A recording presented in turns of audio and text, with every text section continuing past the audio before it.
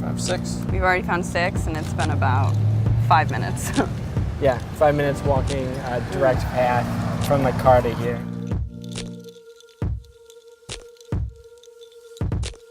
We wanted to know exactly what happens in one of those sessions.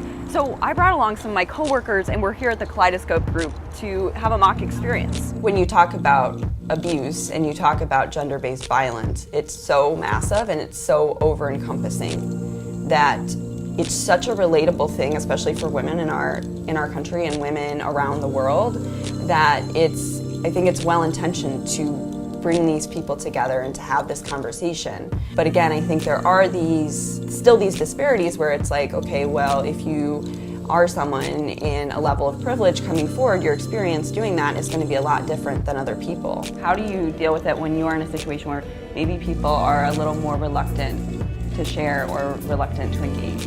It's a very complicated process that I still continue to try to work toward. We're here right now in downtown Chicago covering the Women's March, and there's a lot of different communities out here with different issues that they find important.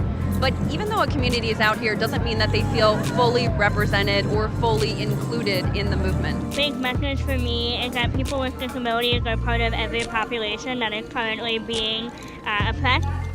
What kind of happened in the medical technology or in the field of medicine to kind of make this shift? On the flip side, in Saudi Arabia, in the 70s, only about 2% of women were educated there, and now it's about 91%.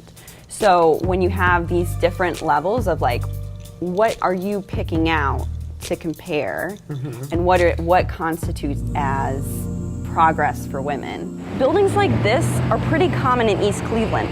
That's because the city has lost about half of its population since the 80s. What was your first feeling when you saw the U.S.?